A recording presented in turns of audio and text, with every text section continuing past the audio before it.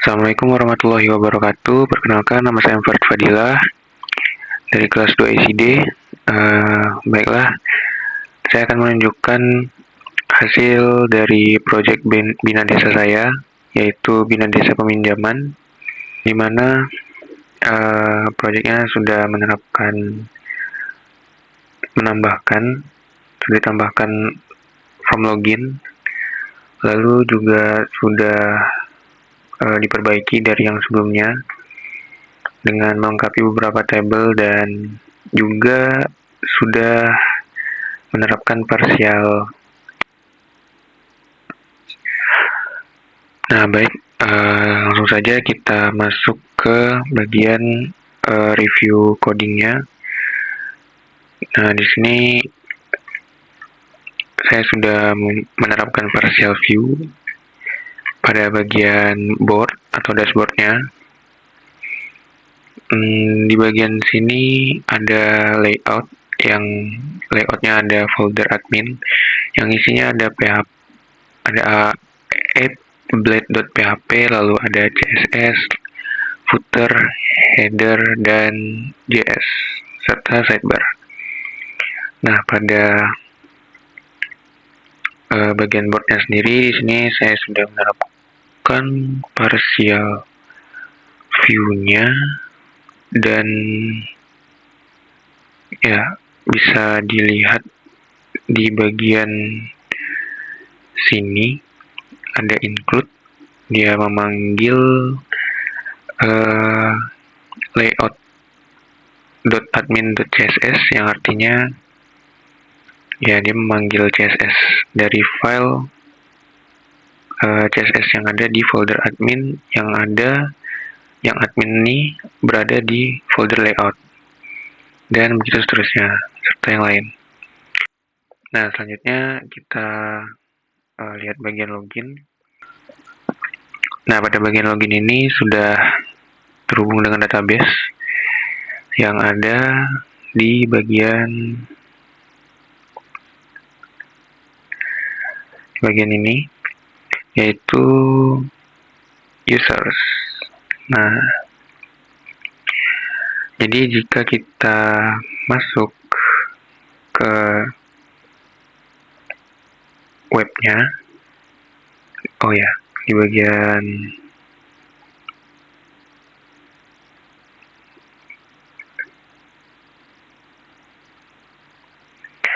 bagian root-nya sudah di-set juga, tepatnya di bagian ini. Jadi website tidak bisa diakses kalau tidak kita ngakses login dulu. Jadi harus ada urutannya. Pertama kita harus mengakses bagian login, lalu baru kita bisa masuk ke dashboard dan mengakses form dan table.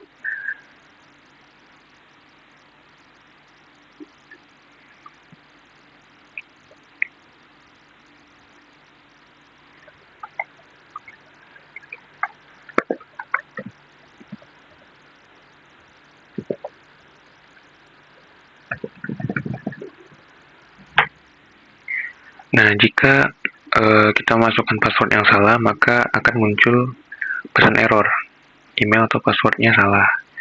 Nah, tadi kebetulan saya masukkan si passwordnya salah, maka muncullah si pesan errornya. Nah, di sini saya sudah menerapkan repopulate, yang dimana jika memasukkan suatu data atau informasi, nah di sini dia tidak akan terhapus jika kita pencet login dan ujungnya nanti salah. Nah, jadi dia nggak akan terhapus, itulah repopulate. Ini coba kita masukkan password yang benar.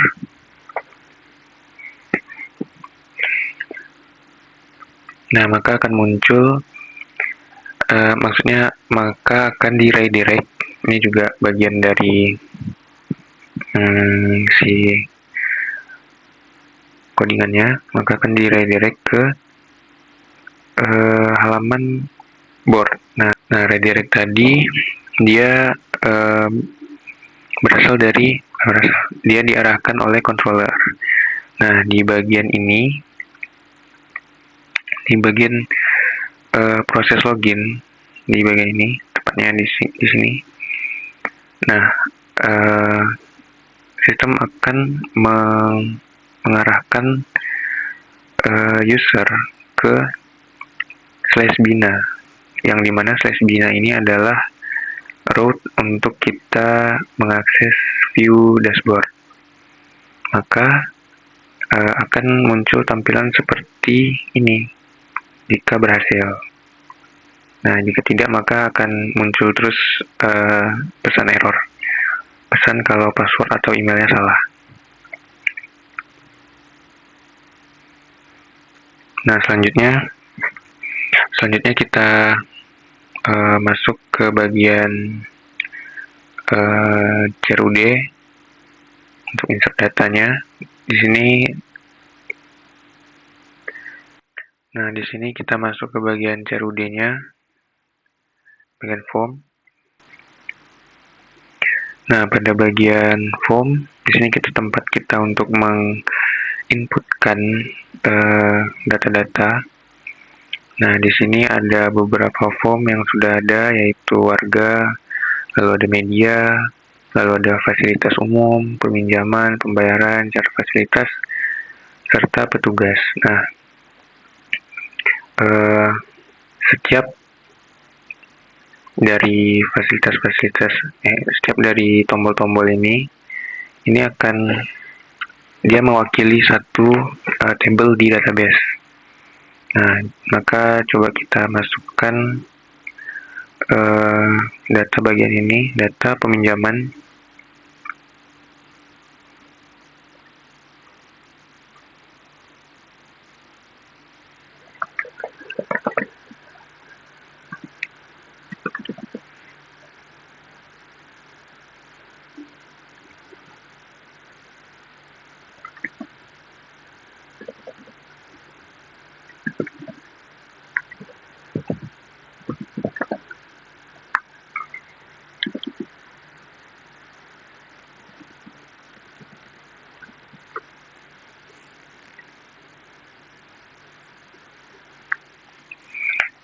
Nah, jika data berhasil disimpan, maka dia akan langsung mengarahkan ke bagian table.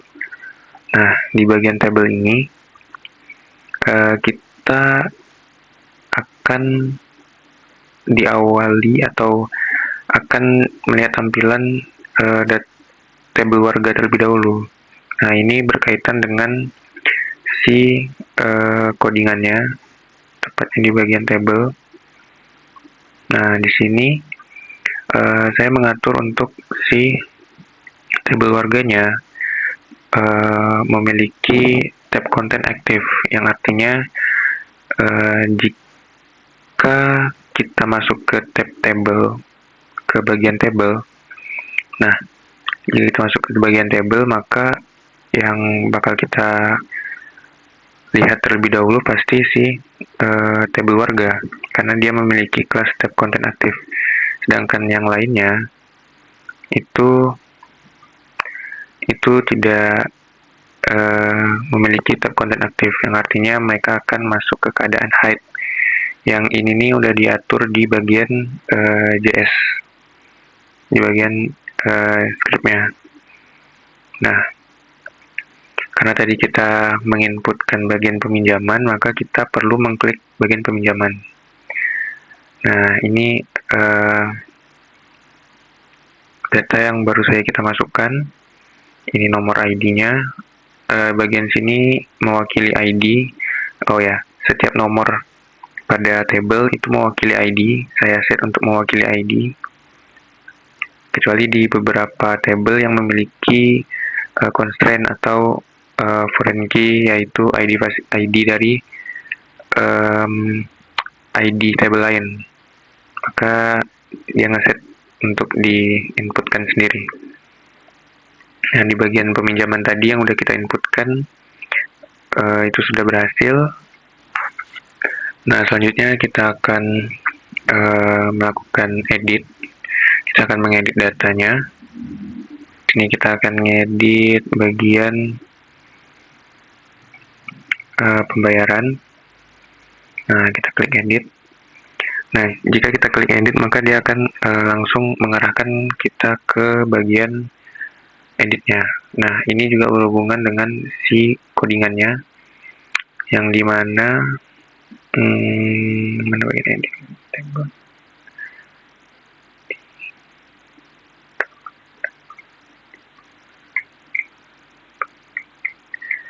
Di bagian data pembayaran atau tabel pembayaran. Nah, ini memiliki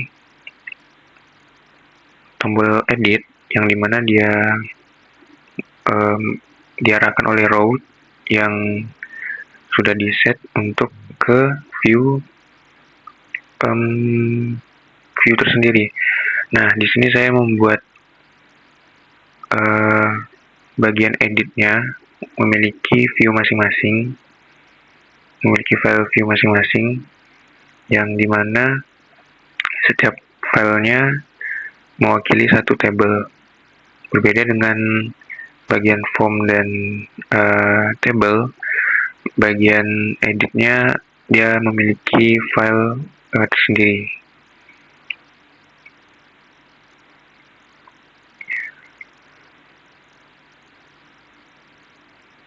Nah, jika tadi kita klik edit, maka dia akan mengarahkan ke bagian ke view edit bagian pembayaran. Nah, ini bentuk si codingan untuk view edit pembayaran. Kita kembali lagi ke bagian ini ya. Nah, bisa kita ubah di sini, misalkan. Nah, jika kita klik simpan, maka dia akan mengarahkan kembali ke table untuk melihat hasilnya. Dan sama, kita akan, yang pertama kali muncul adalah tabel warga, karena itu berkaitan dengan tadi ada naftab yang menjadi konten aktif. Makanya dia yang pertama kali muncul itu warga. Nah, di bagian pembayaran tadi kita mengganti tunai menjadi kris, maka berhasil.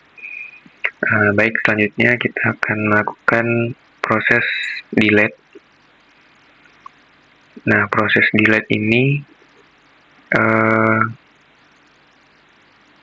dia tidak memiliki view khusus, karena dia cuma fungsi, yang dimana fungsi delete ini akan dieksekusi atau dijalankan oleh si controller. Nah, di sini kita akan mendelete data yang berada di tabel petugas. Nah, maka kita lihat di bagian tabel petugasnya. Nah, di sini ada public function destroyer.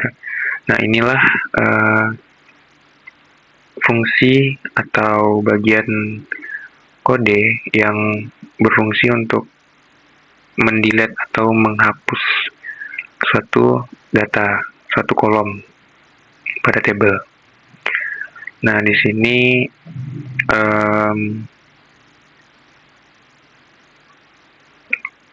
ya dia berfungsi untuk menghapus tabel yang nantinya juga akan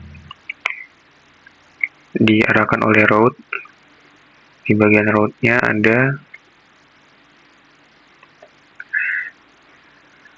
ada route delete.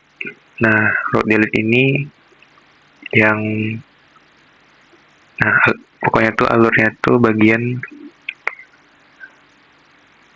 controller web.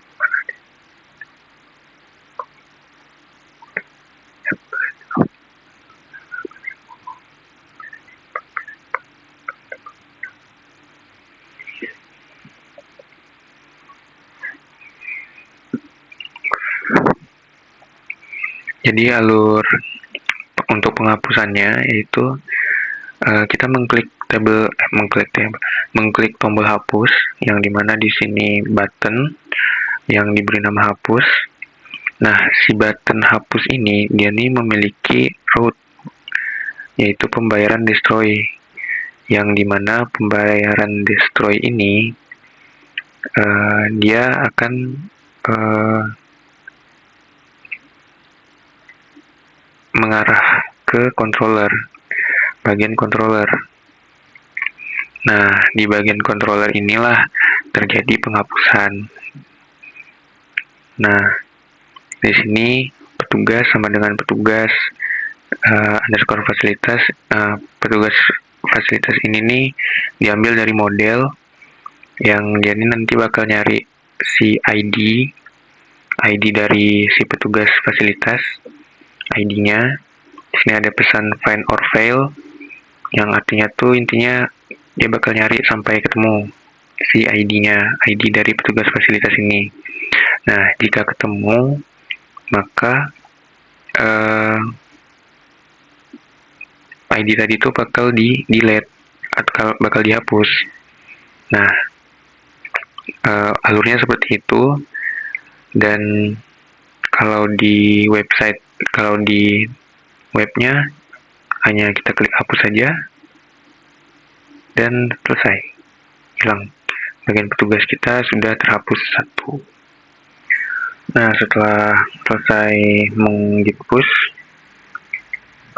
maka di bagian GitHub-nya sudah terupdate. Mungkin sekian dari video kali ini. Mohon maaf banyak kesalahan. Assalamualaikum warahmatullahi wabarakatuh.